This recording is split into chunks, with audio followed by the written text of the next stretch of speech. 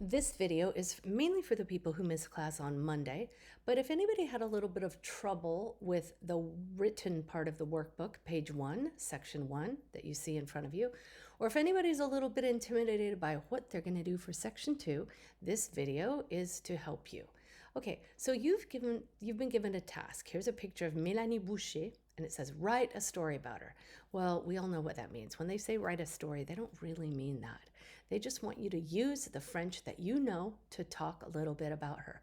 And they give you a bunch of hints. They say you may want to use some of the following words.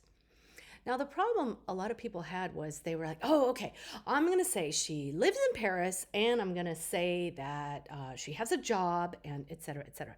Guess what?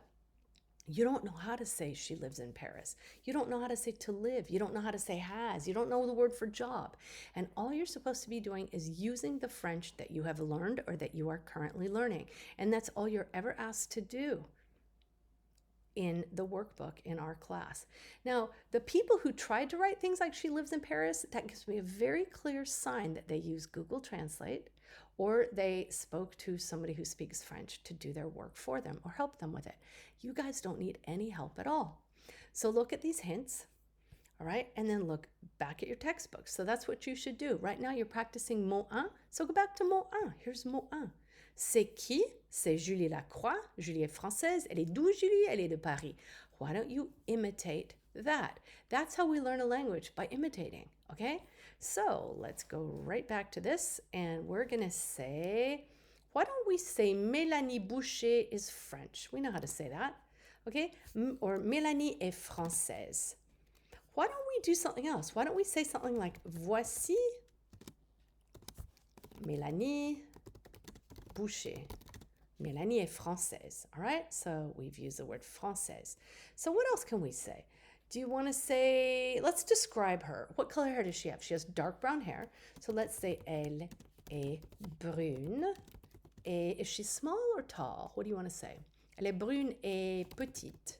Okay, how's that? She's small, she's got dark hair, and she's small. Let's say she's funny. Elle est amusante. And notice that they have put the E on this word, so it's feminine, amusante. And they've put the E on grande, and they put the E on française. So they've already made it feminine for you, which is a big favor. Elle est brune et petite, elle est amusante. Let's be nicer than that. Let's use one of these adverbs. Is she truly funny? Is she very funny? Is she fairly funny? Let's say she's very funny. Elle est très amusante. Okay, sounds great. What can we say? Anything else about her? She's French, she's tall, she's pretty funny, she's got dark hair. We should probably say that she lives in Paris, except we don't know how to say that. So what can we do? Let's go back to the book. We know how to say where is she from. She is from Paris.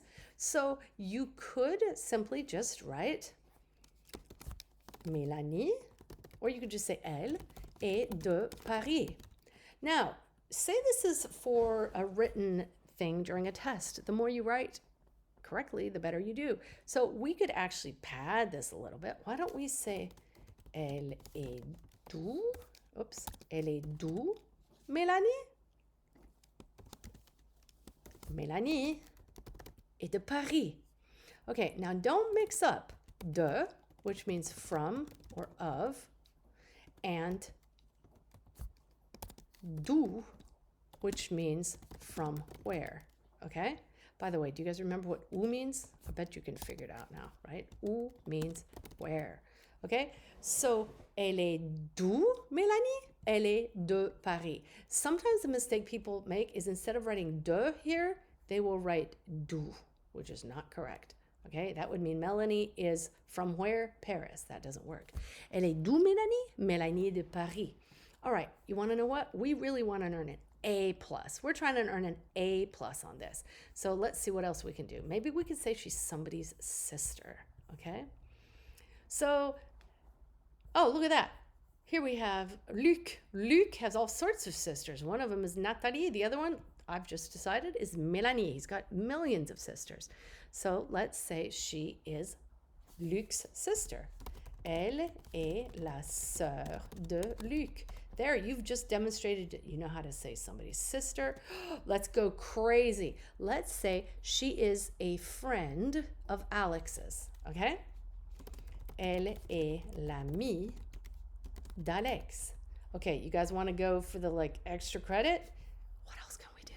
Let's say, I know, let's say that she's a student in an American school? Nah, how about a French school? Should we say she's a student in a collège? Let's do it. Okay? So we're going to go Mélanie est élève. And nothing bad will happen if you write Mélanie est une élève. That works too. Okay? Est élève dans un collège français. How's that? Wow, how many sentences do we have? 1, 2, 3, 4, 5, 6, 7, 8, 9 sentences. That would be an absolute A+. I hope you have learned from watching this video. Thank you so much.